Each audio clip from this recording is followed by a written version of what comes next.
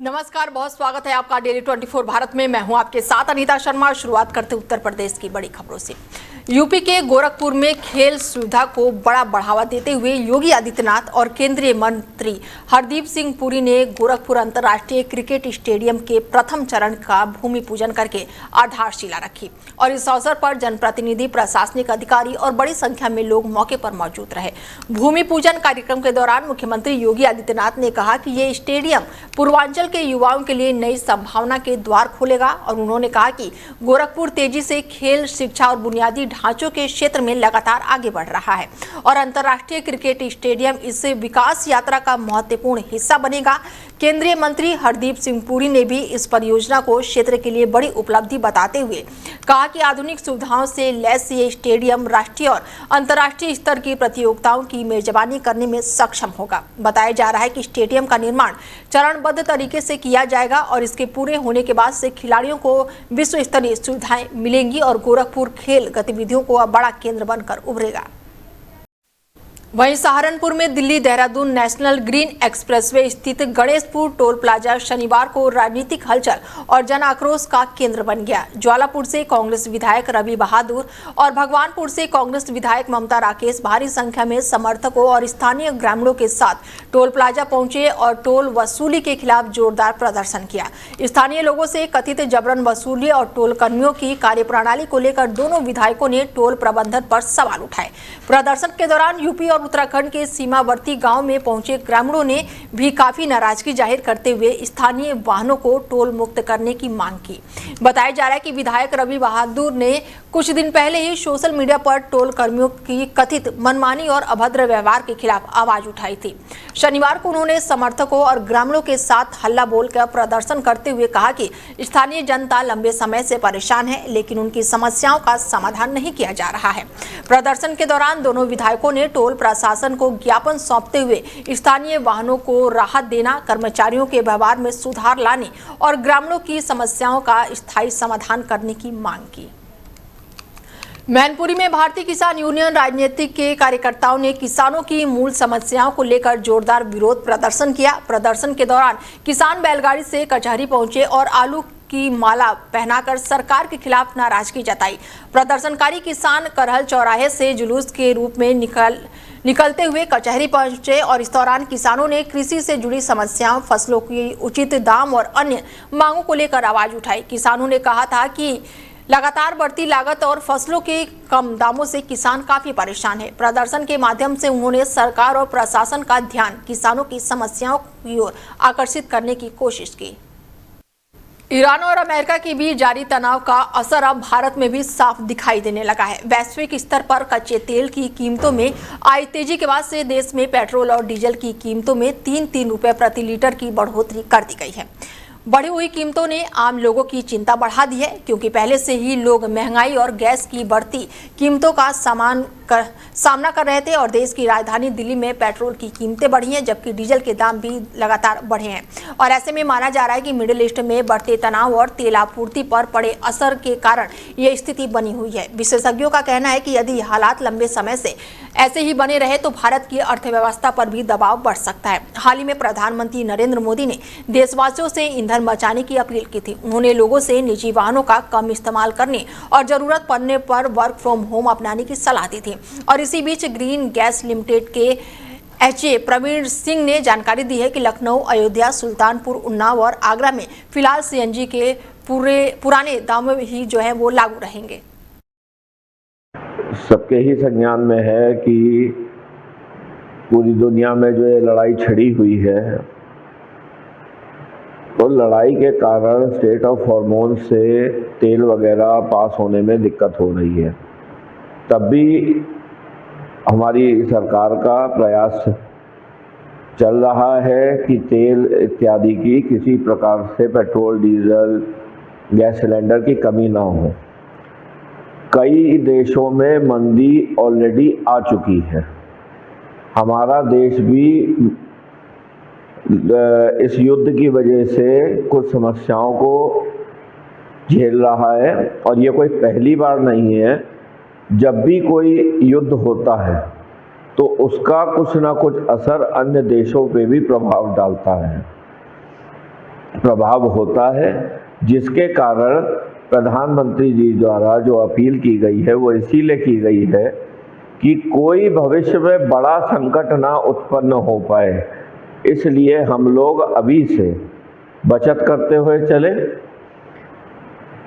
इससे हम अपने देश को ही मजबूत करेंगे। तो उनकी जो अपील की गई है वो कोई पहली बार किसी पहले प्रधानमंत्री ने अपील नहीं की है, या पहली बार कभी ऐसा नहीं हुआ है कि रेट कम हुआ हो। अभी युद्ध के दौरान ही बीच में रेट कम भी किया गया था, तब विपक्ष ने नहीं बोला कि रेट कम क्यों किया गया है।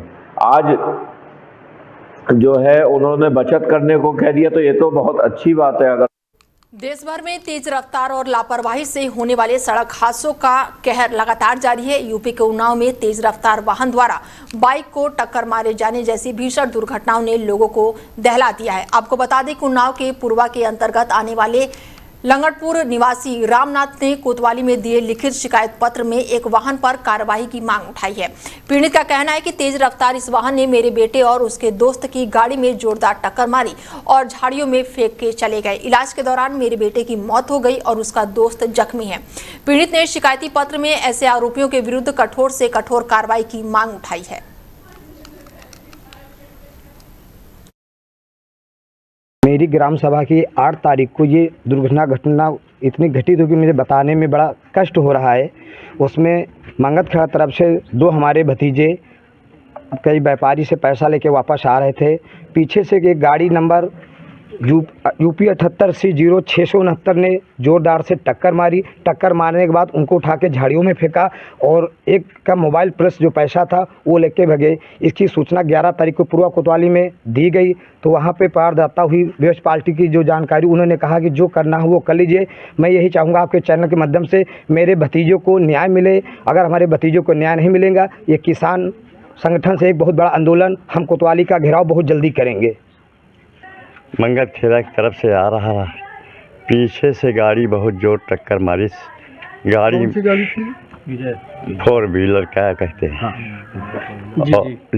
और उसी गाड़ी में लड़का की जोरदार टक्कर से जान जा रही है, चली गई और गाड़ी में फंस गए थे, तो उन्होंने छुड़ाकर झाड़ियों में फेंक दिया था।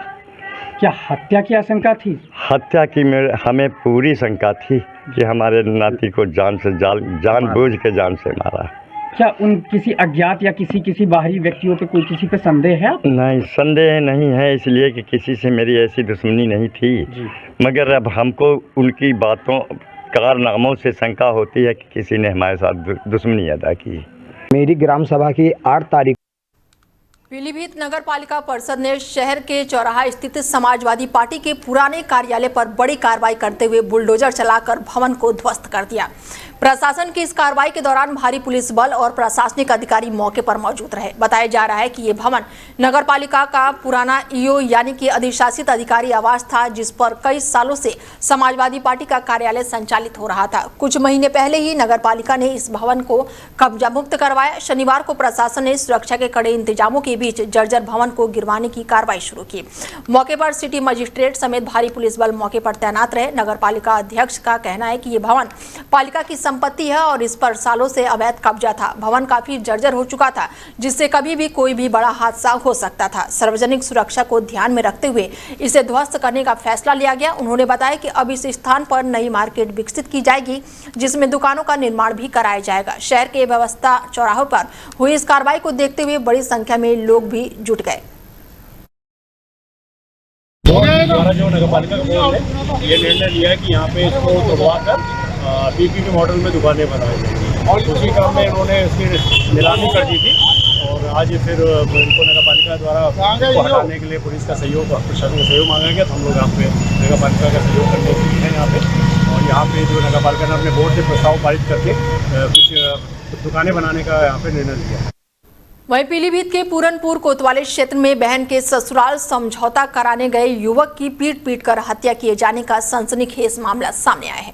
घटना के बाद से इलाके में दहशत और तनाव का माहौल बना हुआ है। मामला गांव जो है मामला पूरा शेरपुर का बताया जा रहा है। जानकारी के मुताबिक 28 साल के जीशान पुत्र इरशाद का पड़ोस में रहने वाले हबीब खान के परिवार से किसी बात को लेकर विवाद हो गया। बताया जा रहा है कि जीशान की बहन की शादी हबीब खान के घर पर हुई थी। परिवार में चल रहे विवाद को शांत कराने के लिए जीशान शुक्रवार देर रात अपनी बहन के ससुराल पहुंचा हुआ था और इसी दौरान दोनों पक्षों में कहासुनी बढ़ गई और मामला मारपीट तक पहुंच गया। आरोप है कि कई लोगों ने मिलकर जीशान पर लाठी डंडों से हमला बोल दिया और हमले में वो गंभीर रूप से घायल हो गया। घटना के बाद से आरोपी मौके से फरार हो गए। परिजन घायल जीशान को इलाज के लिए अस्पताल लेकर पहुंचे, लेकिन गजरौला के पास रास्ते में ही उसकी मौत हो गई। युवक की मौत की खबर मिलते ही परिवार में कोहराम मच गया। सूचना मिलते ही पुलिस मौके पर पहुंची और शव को कब्जे में लेकर पोस्टमार्टम के लिए भेज दिया और आगे की कार्रवाई शुरू कर दी।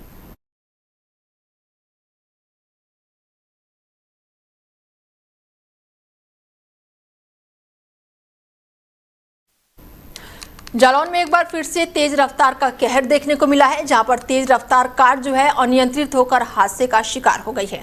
बताया जा रहा है कि तेज गति से आ रही कार ने पहले बाइक सवार दंपत्ति को जोरदार टक्कर मारी, जिसके बाद से कार बेकाबू होकर सड़क किनारे स्थित एक दुकान में जा घुसी और पलट गई। हादसे के बाद से मौके पर अफरा तफरी मच गई। दुर्घटना में बाइक सवार दंपत्ति समेत करीब आधा दर्जन लोग घायल हो गए हैं। स्थानीय लोगों ने तुरंत राहत कार्य शुरू करते हुए घायलों को बाहर निकाला और पुलिस को सूचना दी। मौके पर पहुंची पुलिस ने सभी घायलों को उपचार के लिए जिला अस्पताल और मेडिकल कॉलेज में भर्ती कराया।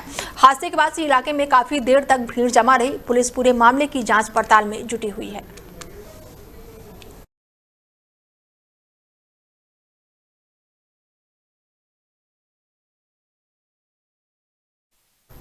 कौशाम्बी क्षेत्र में जहां पर लोग जो है यातायात नियमों का पालन करने का संदेश तो दिया जा रहा है, वहीं दूसरी ओर मुख्य मार्गों पर अवैध तरीके से बालू का भंडारण भी किया जा रहा है। यातायात बुरी तरह से इससे प्रभावित भी हो रहा है। उस्मानपुर के पास पुरखास अकील मार्ग पर भारी मात्रा में बालू डंपर होने से राहगीरों और वाहन चालकों को काफी दिक्कतों का सामना करना पड़ रहा है। स्थानीय लोगों का कहना है कि सड़क किनारे बालू के बड़े बड़े ढेर लगे होने से रास्ता संकरा हो गया है, जिससे आए दिन हादसों का शिकार बना रहता है। खास करके रात के समय वाहन चालकों को अधिक परेशानी होती है। ग्रामीणों का आरोप है कि अवैध भंडारण के बावजूद भी जिम्मेदार विभाग कोई भी कार्रवाई नहीं कर रहा है। ग्रामीणों ने प्रशासन से मांग की है कि सड़क किनारे किए गए बालू के अवैध भंडारण को जल्दी हटाया जाए, ताकि यातायात सुचारू रूप से चल सके और किसी बड़े हादसे से बचा जा सके।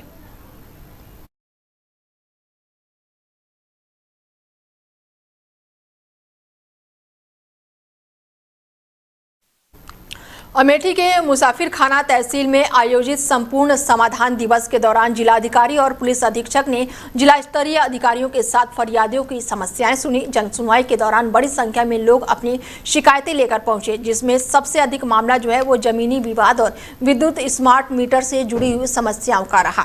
जनसुनवाई के दौरान जिलाधिकारी ने एसडीएम, तहसीलदार, राजस्व कर्मी और साथ ही पुलिस अधिकारियों को जमीनी विवाद के तत्काल और निष्पक्ष निस्तारण के लेकर जरूरी दिशा निर्देश भी दिए। अधिकारियों का स्पष्ट रूप से कहना है कि जमीन से जुड़े मामलों को गंभीरता से लेकर समयबद्ध तरीके से कार्रवाई सुनिश्चित की जाए। हालांकि समाधान दिवस के दौरान कुछ अधिकारी और कर्मचारी मोबाइल फोन में व्यस्त दिखाई दिए, जिसको लेकर वहां पर मौजूदा लोगों में भी लगातार नाराजगी देखने को मिली। वहीं दूसरी तरफ फरियादी जो है तेज धूप में लंबी लाइन लगाकर अपनी बारी का इंतजार करते हुए भी नजर आए।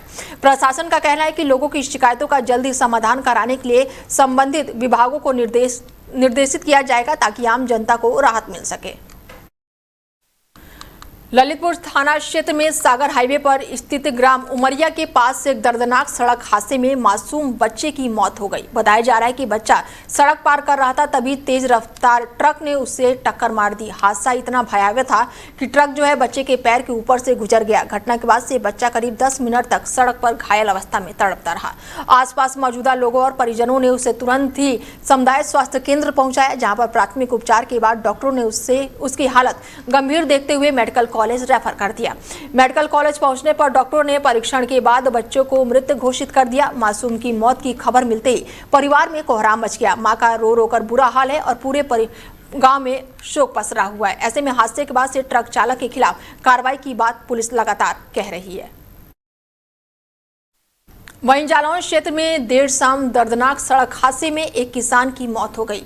हादसा उस समय हुआ जब किसान गेहूं बेचकर उरई गल्ला मंडी से अपने घर वापस लौट रहा था। बता दें कि अचानक से ही ट्रैक्टर जो है अनियंत्रित होकर सड़क किनारे पलट गया, जिससे किसान ट्रैक्टर के नीचे दब गया। जानकारी के अनुसार स्वरूपपुर निवासी 48 साल के वीरपाल सिंह खेती किसानी और अपने परिवार का पालन पोषण करते थे। वो गेहूं बेचने के लिए उरई गल्ला मंडी पहुंचे हुए थे। वापस लौटते समय रास्ते में उनका ट्रैक्टर अचानक से ही बेकाबू होकर पलट गया। हादसा इतना भीषण था कि वीरपाल सिंह की मौके पर ही दर्दनाक मौत हो गई। घटना की सूचना मिलते ही आसपास के लोग मौके पर पहुंचे और पुलिस को जानकारी दी। मौके पर पहुंची पुलिस ने शव को कब्जे में लेकर पोस्टमार्टम के लिए भेज दिया है। पुलिस हादसे के कारणों की जाँच में जुटी हुई है।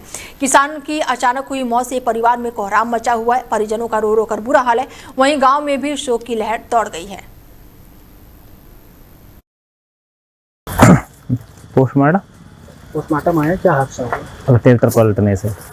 तो कहाँ पर ट्रैक्टर पलटा और कैसे पलटा, कहाँ जा रही है? अब गांव जा रहे थे चरखी स्वरूपपुर। कहाँ से जा रही है? उरई से, मंडी से। क्या करते हैं? किसानी। कितनी उम्र होगी लगती? भैया 48 साल। तो कैसे पलटा ट्रैक्टर, कुछ वजह पता चली? वजह ऐसी चलते चलते गड्ढा था रोड पर। मौके पे ही मौत हो गई थी? जी। क्या चाहते हैं आप? सरकार से यही गुरा चाहते हैं कि मतलब इनको न्याय मिले।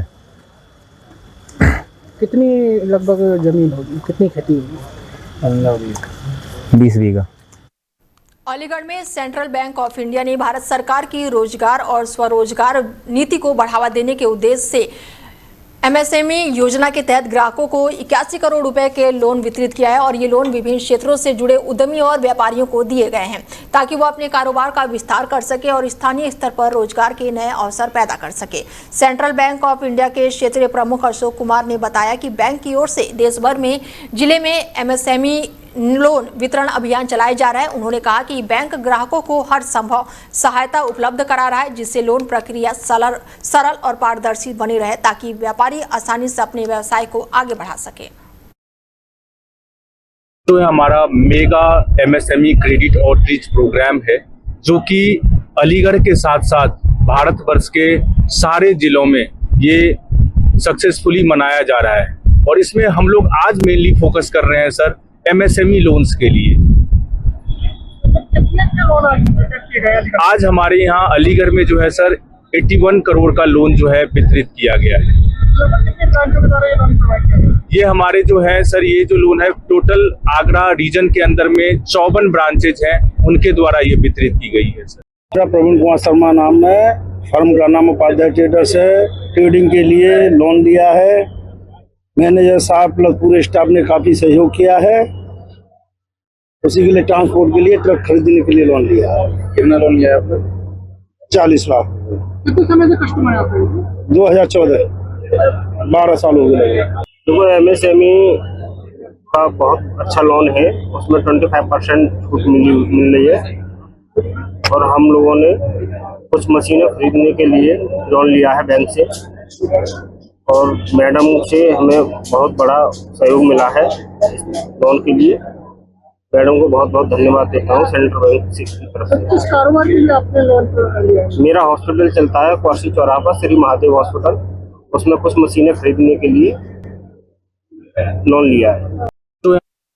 कन्नौज के तिरवा तहसील परिषद में उस समय हंगामे की स्थिति बन गई जब कुछ महिलाओं ने आदेश के बावजूद भी काम कराए जाने का आरोप लगाते हुए विरोध प्रदर्शन शुरू कर दिया। महिलाओं का कहना है कि संबंधित मामले में पहले से स्थानगत आदेश जारी है और इसके बावजूद भी कार्य कराया जा रहा था। महिला के विरोध के चलते तहसील परिषद में अफरा तफरी का माहौल बन गया। सूचना मिलने पर पुलिस मौके पर पहुंची और स्थिति को शांत कराया। पुलिस अधिकारियों ने बताया कि विवादित कार्य को तत्काल रुकवा दिया गया है। प्रशासन पूरे मामले की जाँच अब कर रही है। वहीं महिलाओं ने जिम्मेदार लोगों के खिलाफ कार्रवाई की मांग की है।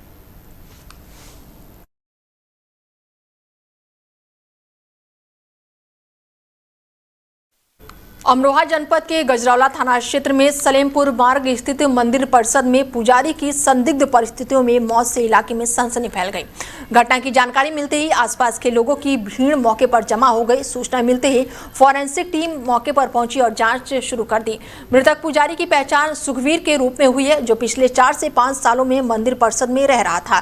पुलिस ने शव को कब्जे में लेकर पोस्टमार्टम के लिए भेज दिया है ताकि मौत के वास्तविक कारणों का पता लगाया जा सके। इसके साथ ही पुलिस आगे की जानकारी में अब जुटी हुई है। आज दिनांक 16 मई को गजरौला थाना क्षेत्र अंतर्गत ग्राम सलीमपुर गोसाई में 112 पर पुलिस को सूचना मिलती है कि गांव में प्याऊ मंदिर के जो पुजारी जी हैं शूरवीर पुत्र गोपाल निवासी जलाल नगर बस्ती गजरौला, जो कि पिछले 4-5 साल से मंदिर में ही रह रहे हैं, उनका मृतक अवस्था में वो मिले हैं। सूचना प्राप्त होते ही तत्काल पुलिस टीम मौके पर पहुंची, अधिकारीगण भी मौके पर पहुंचे। परिजनों से पूछा गया तो परिजनों के अनुसार पिछले 3-4 दिनों से जो पुजारी जी हैं वो ठीक प्रकार से खा नहीं रहे थे और शराब का अधिक सेवन कर रहे थे। शव के परीक्षण के लिए शव को तत्काल पीएम कराने हेतु मोर्चरी भिजवाया गया है। प्रथम दृष्टया शव को देखने से कोई जाहिरा चोट नहीं दिखाई दी है और कानून एवं शांति व्यवस्था सामान्य है। बुलंदशहर में देर रात पुलिस और एक शातिर बदमाश के बीच मुठभेड़ हो गई। बता दें कि खानपुर थाना पुलिस और बदमाशों के बीच हुई ताबड़तोड़ फायरिंग के दौरान पुलिस की जवाबी कार्रवाई में बदमाश के पैर में गोली लग गई। मुठभेड़ के बाद से पुलिस ने घायल बदमाश को गिरफ्तार कर लिया। पकड़े गए आरोपी की पहचान शौकेंद्र के रूप में हुई है, जिस पर कई संदिग्ध मुकदमे दर्ज बताए जा रहे हैं।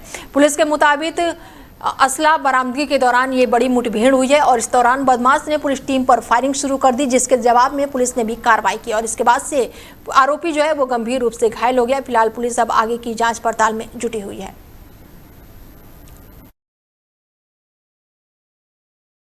वरिष्ठ पुलिस अधीक्षक महोदय जनपद बुलंदशहर के आदेश के अनुक्रम में अपराध तथा अपराधियों पर नियंत्रण हेतु चलाए गए अभियान के अंतर्गत थाना खान पुलिस द्वारा ग्राम माधवगढ़ में दो पक्षों के बीच आपसी रास्ते के विवाद को लेकर एक मुकदमा धारा 109(1) BNS तथा अन्य सुसंगत धाराओं में मुकदमा पंजीकृत था, जिसमें गिरफ्तार किए गए अभियुक्तों के द्वारा अवैध फायरिंग के दौरान अवैध असलहे की बरामदगी हेतु आज दिनांक 15/16 की रात थाना खानपुर पुलिस द्वारा उसके बताए गए स्थान पर लेकर आई थी, जहां पर अभियुक्त शौकेंद्र पुत्र राजाराम बरामदगी के दौरान आक्रामक हो गया तथा पुलिस को धक्का देकर भागने का प्रयास किया तथा पुलिस पर अवैध तमंचे से फायर कर दिया गया, जिसमें पुलिस द्वारा भी अपने आत्मरक्षार्थ हेतु क्रॉस फायरिंग की, जिसमें अभियुक्त शौकेंद्र को एक गोली उसके बाएं पैर में लगी है। अभियुक्त शौकेंद्र को समुचित इलाज हेतु CSC अस्पताल भेजा गया है। मौके पर फील्ड यूनिट आई हुई है तथा अभियुक्त शौकेंद्र के पास से एक अवैध तमंचा, एक अवैध खोखा कारतूस तथा एक कारतूस बरामद हुआ है तथा अन्य सभी साक्ष्यों को संकलित करते हुए अग्रिम वैधानिक। बुलंदशहर में चर्चित हनी ट्रैप मामले में पुलिस ने अब मुख्य आरोपी और कथित साजिशकर्ता दरोगा की गिरफ्तारी के लिए कार्रवाई तेज कर दी है। पुलिस ने आरोपी दरोगा की गिरफ्तारी के लिए कई टीमों का गठन किया है, जो गिरफ्तारी के लिए रवाना हो चुकी है। जानकारी के मुताबिक इस मामले में नामजद आरोपी नीरज कुमार यूपी पुलिस में दरोगा के पद पर तैनात है और वर्तमान में रामपुर में पोस्टेड बताया जा रहा है। आरोपी दरोगा पीड़ित राकेश का सगा भाई भी है। बुलंदशहर पुलिस ने आरोपी दरोगा के खिलाफ विभागीय कार्रवाई की है, तो वहीं उसकी गिरफ्तारी के लिए भी पुलिस टीम को रामपुर भेजा गया है। इससे पहले गुलवाठी पुलिस हनी ट्रैप गिरोह की एक महिला को भी गिरफ्तार कर चुका है और ऐसे में पुलिस दावा कर रही है कि ये पूरा मामला जो है सुनियोजित साजिश के तहत दिया गया और अब पुलिस मुख्य साजिशकर्ता मान रही है, जिसके बाद से दरोगा की गिरफ्तारी को लेकर लगातार टीमों का गठन किया गया है। दिनांक 13 मई को राकेश कुमार निवासी ग्राम रेड़ा थाना गुलावटी द्वारा थाने पर एक प्रार्थना पत्र दिया गया कि कुछ माह पूर्व उसके पास एक लड़की का फ़ोन आया था जो कि उससे बात करना चाहती थी। दोनों के बीच बातें हुई और उस लड़की के द्वारा उसे हापुड़ में बुलाया गया, जहां पर दोनों साथ में रहे और घूमे। इस दौरान उस लड़की के द्वारा अपने फ़ोन में कुछ फ़ोटोज़ भी ले लिए गए और उसके द्वारा राकेश से 20,000 रुपये की मांग की गई और रुपये न देने पर उसे दुष्कर्म के मामले में फंसाने की धमकी दी गई। जब इस पूरे प्रकरण की जांच की गई तो इसमें यह तथ्य सामने आया कि राकेश का अपने ही भाई नीरज कुमार के साथ जमीन को लेकर काफ़ी समय से विवाद चल रहा है। नीरज कुमार जो कि उत्तर प्रदेश पुलिस में SI के पद पर जनपद रामपुर में तैनात है। नीरज जो कि अपने भाई की जमीन को हड़पना चाहता है, इसलिए उसने एक हनी ट्रैप गिरोह से संपर्क किया। इस गिरोह का मुख्य सरगना जो है ओमकार सिंह है, जो कि जनपद रामपुर का रहने वाला है। उसके ऊपर 26 मुकदमे हैं। पवन सैनी मुनेश कुमार जो कि संभल के रहने वाले हैं, दोनों के ऊपर क्रमशः 9 और 4 मुकदमे हैं। तथा राजू जो कि जनपद रामपुर का रहने वाला, उसके ऊपर 2 मुकदमे हैं, तथा उसकी लड़की, ये सभी इस गिरोह के सदस्य हैं और उनके द्वारा इस पूरे प्रकरण को प्लान किया गया।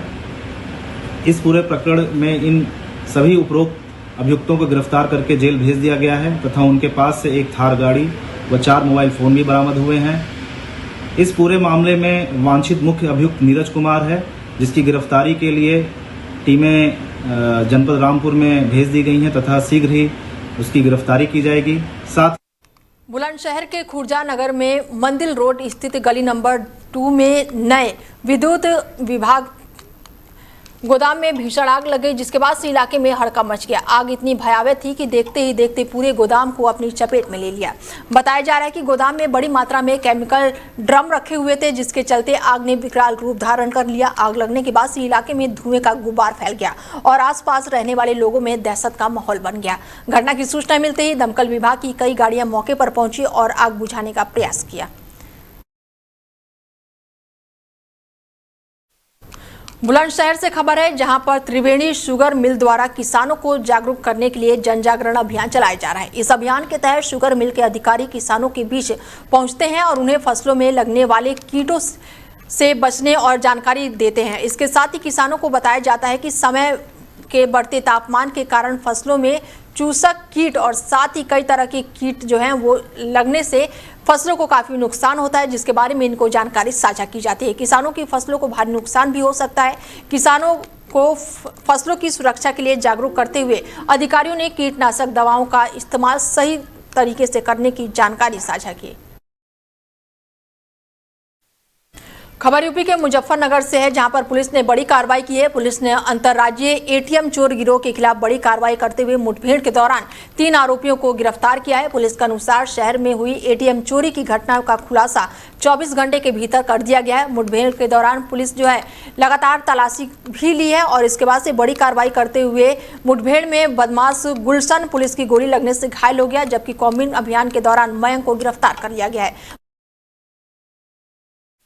बुलंदशहर क्षेत्र में अंतरिक्ष जैन ने औचक निरीक्षण किया। निरीक्षण के दौरान उन्होंने थाने के विभिन्न पटल, साथ ही महिला हेल्प डेस्क और कंप्यूटर कक्ष, मलखाना और साथ ही कई जगहों की भोजनाला समेत कई व्यवस्थाओं का जायजा लिया और एसपी देहात ने थाने में रखे रजिस्टरों और अभिलेखों की भी जांच की। निरीक्षण के दौरान थाने परिसर की साफ सफाई और व्यवस्थाओं को लेकर भी वो संतुष्ट दिखाई दिए। निरीक्षण के दौरान उन्होंने थाने क्षेत्र में अपराधियों के खिलाफ सख्त कार्रवाई करते हुए निर्देश भी दिए। साथ ही हिस्ट्री शीटरों पर विशेष निगरानी रखने और महिला अपराधों की रोकथाम के लिए पुलिसकर्मियों को आवश्यक दिशा निर्देश भी जारी किए।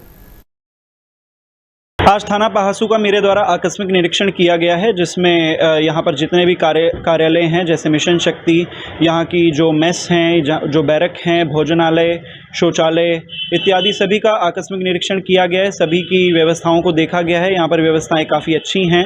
इसमें जो छोटी मोटी कमियाँ थी उनके संबंध में एसओ साहब को निर्देशित किया गया है। साफ़ सफाई अच्छी रखने के लिए भी निर्देशित किया गया है और आने वाले रविवार को यहाँ पर श्रमदान भी किया जाएगा, जिसमें जितने भी यहाँ पर कर्मचारी हैं उनके द्वारा श्रमदान करते हुए थाने की साफ़ सफाई और सभी व्यवस्थाओं को सुदृढ़ करने के। बुलंदशहर के क्षेत्र में नगला खेड़ा गांव में नमाज पढ़ने जा रही लगभग 6 साल की मासूम बच्ची पर पालतू कुत्ते ने हमला बोल दिया। बताया जा रहा है कि कुत्ते के काटने से बच्ची गंभीर रूप से घायल हो गई और उसके शरीर पर कई जगह चोट भी आए हैं। परिजनों का आरोप है कि जब उन्होंने कुत्ते के मालिक से इसकी शिकायत की तो उल्टा दबंग मालिक ने बच्ची के माता पिता के साथ मारपीट की और अभद्र भाषा का इस्तेमाल किया। घटना के बाद से पीड़ित परिवार ने थाने में पहुंचकर शिकायत दर्ज कराई। परिवार का आरोप है कि शिकायत देने के बावजूद भी पुलिस की ओर से अब तक कोई भी ठोस कार्रवाई नहीं की गई है। सर, मेरी बच्ची मस्जिद जा रही थी पढ़ने के लिए। एक मेरे पड़ोस के नूर मोहम्मद, उनका कुत्ता पालतू है, वो मेरी बच्ची पे आके चुपट गया। मेरी बच्ची बुरी तनियों से खाई है, जो कि कान पे भी है, गाल पे, कमर पे, टांग पे, पीठ पे बहुत ज़्यादा निशान है। मेरी घरवाली उनके यहाँ शिकायत करने के लिए गई। उन्होंने मेरी घरवालियों के साथ बदतमीजी करी और अभद्रता से पेश आई इनके। उनसे शिकायत करने गए तो मतलब वो हम तो उल्टी चली और गंदी हमें गाली बकी उन्होंने सबने और हमारे ऊपर हमला सा कर दिया उन्होंने भी। और तुरंत मैंने उनकी बहू से कही थी, बेटी से कही थी, नाती से कही थी, सबसे कही थी मैंने क्या हमारी लड़की को अस्पताल पहुंचा दो, हमारे घर पर कोई है ना है। हमारे घर वाले गाड़ी पर गए थे। बुलंदशहर में ट्रैक्टरों के चालान और सीजर कार्रवाई को लेकर भारतीय किसान यूनियन के कार्यकर्ता भड़क गए हैं। नाराज किसानों ने पीटीओ विकास अस्थाना के खिलाफ जोरदार प्रदर्शन किया और उन्हें धूप में बैठाकर विरोध जताया। किसानों का आरोप है कि ट्रैक्टरों पर लगातार चालान और सीजर की कार्रवाई करके किसानों का शोषण किया जा रहा है। प्रदर्शन के दौरान बड़ी संख्या में कार्यकर्ता मौके पर मौजूद रहे। प्रशासन के खिलाफ जमकर नारेबाजी की गई। वहीं किसानों ने आरोप लगाया कि पीटीओ की सरकार कार का पोल्यूशन सर्टिफिकेट जो है वो पूरी तरह से एक्सपायर मिला है और इस मामले में आरटीओ ने भी स्वीकार किया है कि वाहन का पोल्यूशन प्रमाण पत्र अप्रैल माह में समाप्त हो चुका है।